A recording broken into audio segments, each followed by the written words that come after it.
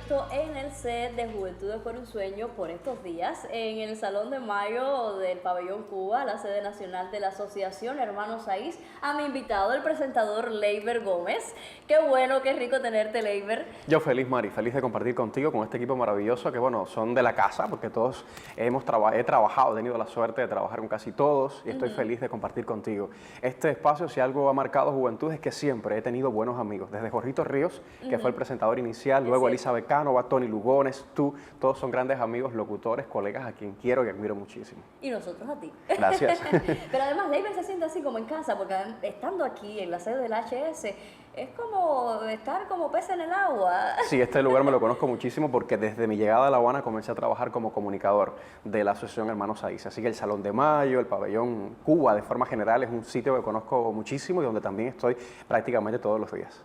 Bueno, Leiber ha estado en el programa hace algún tiempo, pasó por aquí, Elizabeth pudo conversar contigo, pero hay otras cositas que actualizar. Y bueno, me encantaría entonces saber de todo eso, pero algunas juventudes que en aquel momento no te vieron quieren conocer un poquito más de tu trayectoria, de esa formación como locutor allá en tu querida Jibara. Así es, Mari. Yo creo que hay que comenzar desde los inicios diciendo que siempre crecí escuchando radio.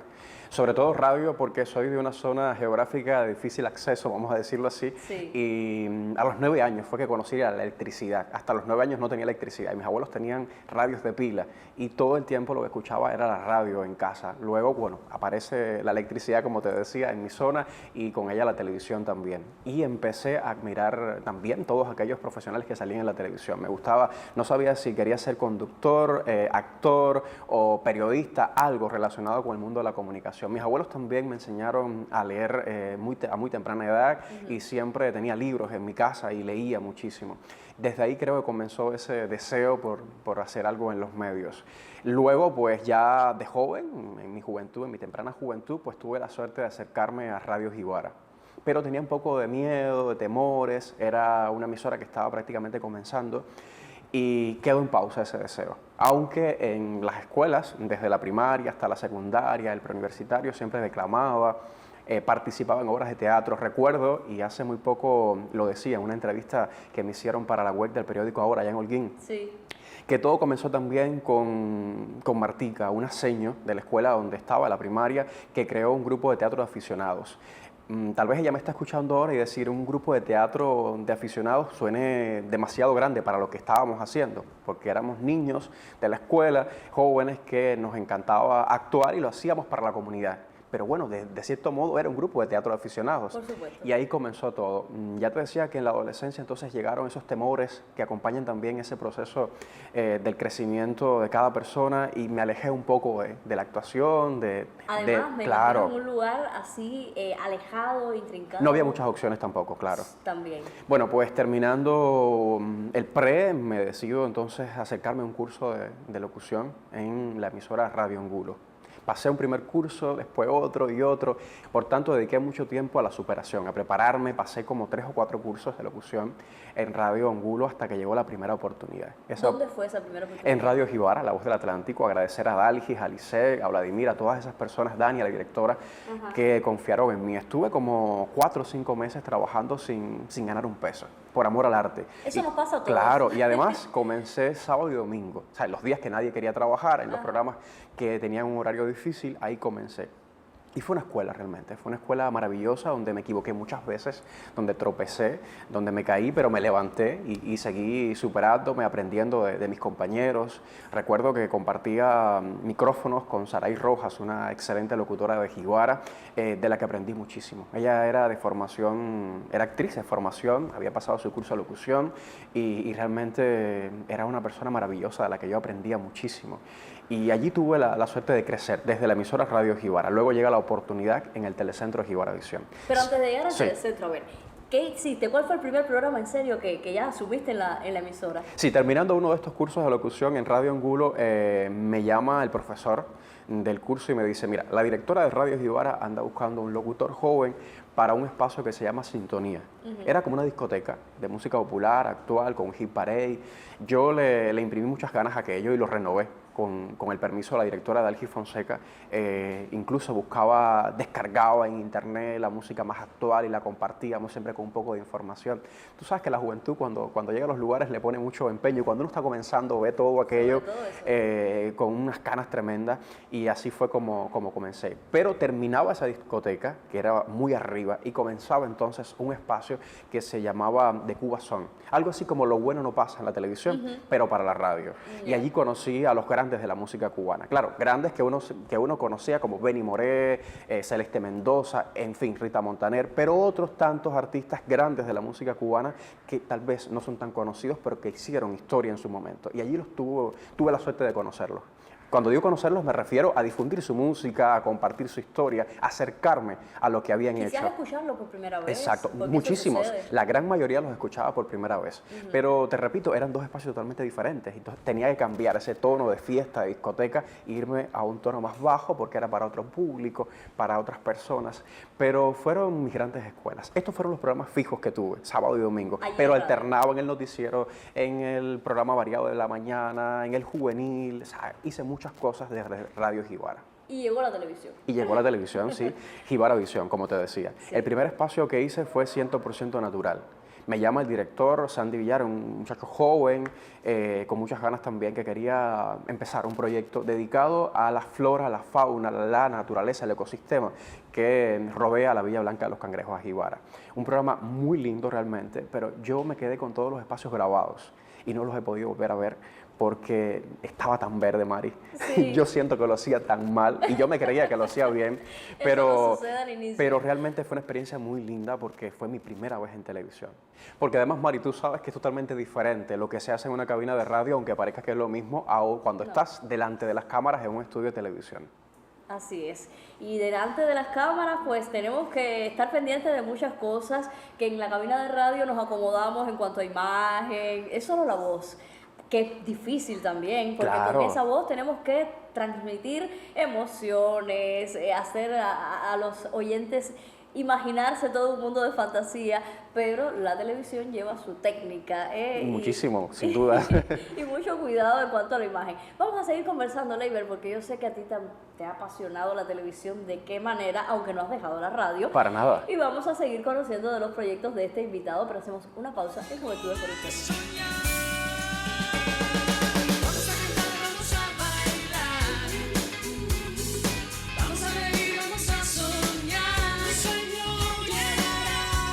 Seguimos conversando con mi invitado, Leiber Gómez, este presentador que se ha ganado el cariño de todo el público, sobre todo cuando ha llegado a un espacio como De Tarde en Casa, del que vamos a hablar más adelante. Pero la televisión siempre presente. Así es, Mari. Te contaba que comencé en Radio Jibara y luego di el salto a Jibara Visión, que es el canal territorial de Jibara. Allí tuve la suerte de hacer varios espacios. Comencé con un espacio que ya te contaba antes, dedicado a la naturaleza de Jibara. Luego pasé a un juvenil que ya sí era fijo. Era un programa que no salía solamente en verano como este que te conté, que fue donde comencé. Este programa juvenil se llamaba Dejando Huellas.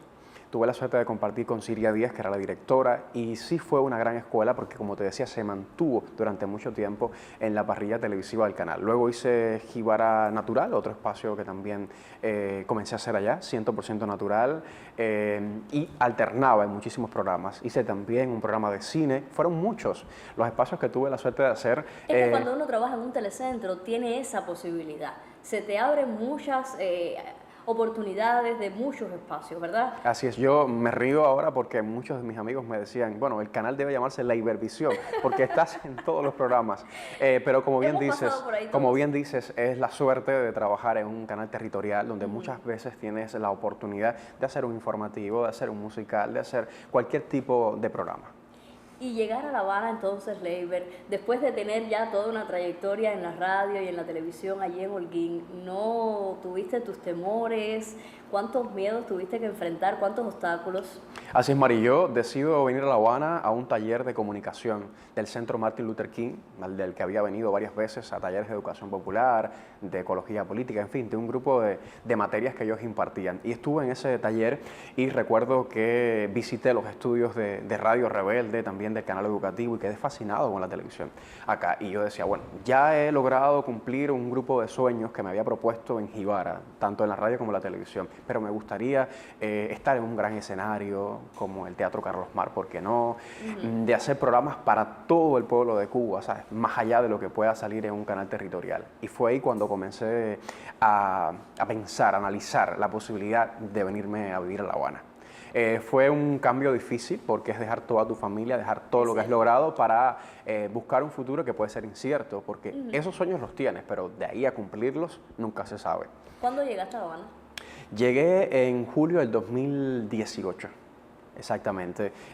Mi cumpleaños fue el 17 de julio. ¿Y lo pasaste aquí en La Habana? No, el 17 fue mi cumpleaños y el 18 estaba camino para La Habana, ¿sabes? Decidí pasar mi cumpleaños con la familia. Tú dijiste, el próximo año lo celebro ya sí, en la claro. capital. Y bueno, vine para La Habana y aquí toqué muchas puertas. Comencé, como te decía, siendo comunicador de este lugar, de la Asociación Hermanos Saiz. Fue lo primero que comencé a hacer. Luego pasé a trabajar en Radio Cadena Habana, un espacio que se llamaba 7 y 30 Juventud, por el que han pasado grandes locutores de este país. Un programa dedicado más bien a los jóvenes y realmente lo disfruté muchísimo. Pero en Radio Cadena Habana estuve poco tiempo, estuve alrededor de 2 meses, porque comencé a trabajar en Radio Rebelde, en Visión, MB Caribe, Sorpresa, ya empecé a hacer más espacios. ¿Con llegar ahí a esa emisora? Sí, sobre todo porque te contaba en los inicios de que mis padres, mis abuelos siempre escuchaban radio y por lo general en mi casa se escuchaba Radio Rebelde y Radio Progreso. Y escuchar Visión, Sorpresa, MB Caribe, que son espacios emblemáticos en la radio cubana, era habitual en mi casa. Imagínate para alguien que escuchaba esos programas, pues ser parte de ellos, ser el presentador de esos programas, fue un sueño que logré cumplir. ¿Y cómo lo cumpliste? ¿Cómo llegaste ahí? ¿Te presentaste y, no sé, algún casting o algo así? Sí. Jorgito Ríos, que era locutor junto a Maray Borlado de Visión. Jorgito era un gran amigo, trabajaba también en el departamento de comunicación del HS, me presentó a Ríos Vegas. Ah, ya. Se había ido un locutor, uno de los locutores del programa, recientemente y andaba buscando a alguien. Recuerdo que ese día llegué a la cabina y Ríos me dijo, estas son las noticias de las 3 de la tarde, ya. Esa es la posibilidad que da Ríos Vegas a los pero fue jóvenes. algo así, yo pensé que me iba a poder preparar más, pero no. Él le gusta escucharte ahí en el momento ese. Sí. Yo te cuento que tenía muchos nervios. No solamente ese día, sino el resto del tiempo que estuve haciendo durante mucho tiempo Visión, siempre tenía muchos nervios por el tema ese, de estar en un programa que yo había escuchado, que me gustaba, pero creo que lo fui superando y llegué a ser parte de este equipo durante 5 años aproximadamente. ¿Y la televisión cuándo te abrió las puertas aquí en La Habana?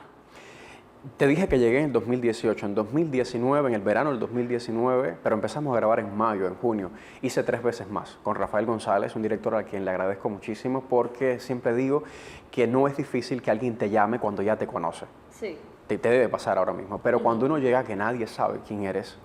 Hay que demostrar quién eres. Sí, y no todo el mundo está dispuesto a confiar. Y Rafa confió en mí también porque Yanela, una gran amiga, una colega, también le dio sus recomendaciones, que le agradezco muchísimo también a Yanela por esa oportunidad. Y bueno, empecé a trabajar con Rafa en 3 veces más. Era un espacio dedicado a hablar sobre el canal. Estaba de aniversario, estaba muy cercano a la fecha de fundación del canal y pues se encargaba de reflejar el trabajo de realizadores, de locutores, de todas las personas que trabajan en el canal educativo. Yo lo disfruté porque era mi primera oportunidad en la televisión nacional, aunque para ser sincero, un espacio que tenía un horario que no era muy bueno y yo creo que mucha gente no pudo verlo, pero yo me sentía la persona más feliz del mundo. ¿Y Conexión Cuba?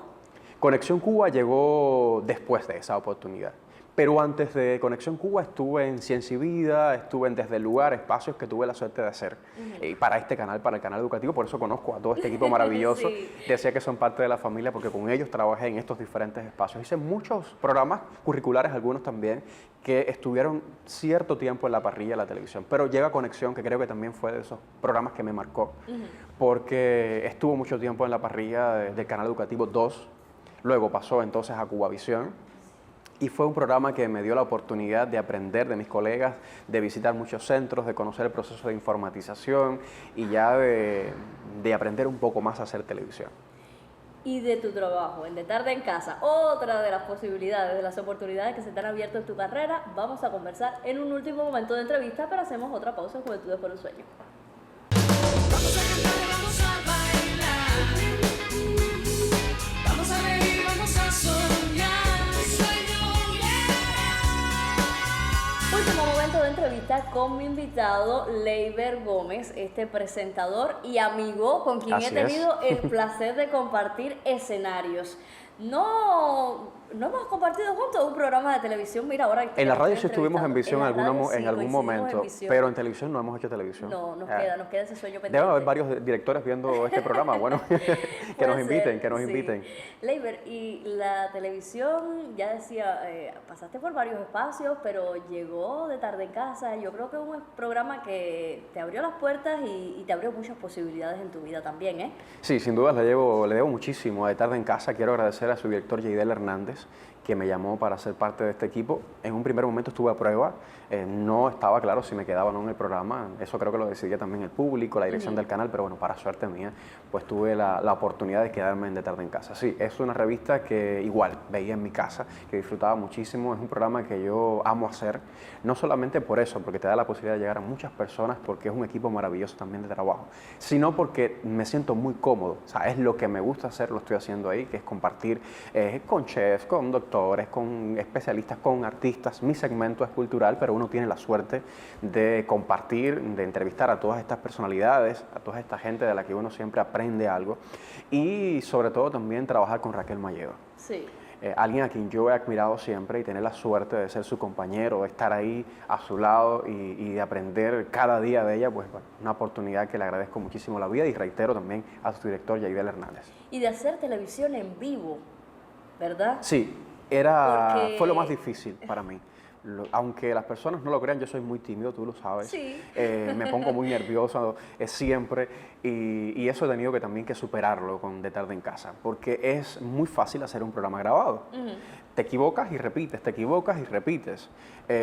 Aunque la gente no lo crea, sucede así con muchos programas, no con este, por cierto, pero sí con muchos programas donde se repite muchísimo y hasta que quede perfecto. Además que asumes la presentación del espacio cuando Raquel no está. Exacto, exacto.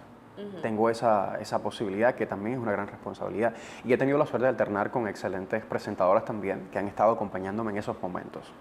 Leiber, y también en el Canal Caribe, el canal cubano de noticias, pues tienes otro programa musical.